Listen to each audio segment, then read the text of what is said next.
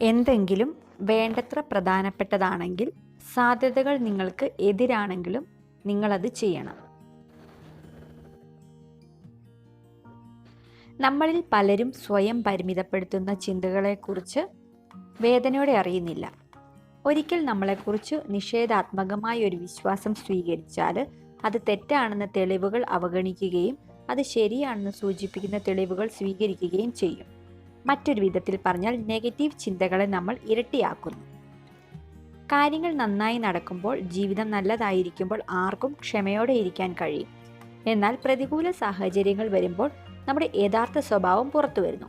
തടസ്സങ്ങൾ നിങ്ങളുടെ കപ്പലിൽ നിന്ന് കാറ്റിനെ തട്ടുകയോ നിഷേധാത്മക ചിന്തയിലേക്ക് നിങ്ങളെ നയിക്കുകയോ ചെയ്യരുത്.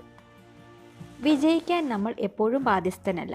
പകരം എല്ലാ ദിവസവും എഴുന്നേറ്റ് നമുക്ക് ചെയ്യാൻ കഴിയുന്ന ഏറ്റവും മികച്ചത് ചെയ്യുന്നു എന്ന വസ്തുതയെ അടിസ്ഥാനമാക്കി നമ്മൾ വിജയിക്കുകയാണെന്ന് നമുക്ക് തോന്നണം. വിജയത്തിന് രഹസ്യങ്ങളില്ല. അത് തയ്യാറെടുപ്പിൻ്റെയും കഠിനാധ്വാനത്തിൻ്റെയും പരാജയത്തിൽ നിന്ന് പഠിക്കുന്നതിൻ്റെയും ഫലമാണ്. കഴിവുള്ള ആളുകൾ അങ്ങനെയാണ് ജനിച്ചതെന്ന് വിശ്വസിക്കുന്നത് ഒരു പൊതു തെറ്റാണ്. വാസ്തവത്തിൽ ഇതിന് അർപ്പണബോധവും വർഷങ്ങളുടെ പരിശീലനവും ആവശ്യമാണ്. നിങ്ങൾ പരാജയപ്പെട്ടാൽ നിങ്ങൾ നിരാശരായേക്കാം, പക്ഷേ നിങ്ങൾ ശ്രമിച്ചില്ലെങ്കിൽ നിങ്ങൾ നശിച്ചു പോകും.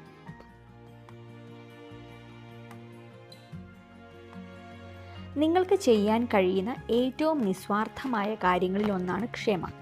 നിങ്ങൾ ആവശ്യപ്പെടുന്നത് കുറയുകയും കൂടുതൽ കൊടുക്കുകയും കൂടുതൽ ക്ഷമിക്കുകയും ചെയ്യുന്നത് ചുറ്റുമുള്ള എല്ലാവർക്കും പ്രയോജനം ചെയ്യും. സംസാരിക്കുമ്പോൾ കൈകൾ കൊണ്ട് ആക്ഷനുകൾ കാണിക്കുന്ന പുരുഷന്മാർ സ്ത്രീകളുടെ കണ്ണിൽ കൂടുതൽ ആകർഷണം ഉള്ളവരാണ്.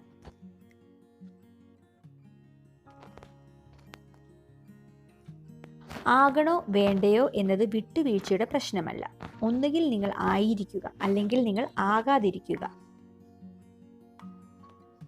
നിങ്ങൾക്ക് ഉള്ളതിൽ നന്ദിയുള്ളവരായിരിക്കുക. അപ്പോൾ നിങ്ങൾക്ക് കൂടുതൽ ലഭിക്കും. നിങ്ങൾക്ക് ഇല്ലാത്തതിൽ ശ്രദ്ധ കേന്ദ്രീകരിച്ചാൽ നിങ്ങൾക്ക് ഒരിക്കലും മതിയാകില്ല. വിജയം ഒരിക്കലും നിങ്ങളുടെ തലയിൽ കയറാൻ അനുവദിക്കരുത്. പരാജയം നിങ്ങളുടെ ഹൃദയത്തിലേക്ക് കടക്കരുത്.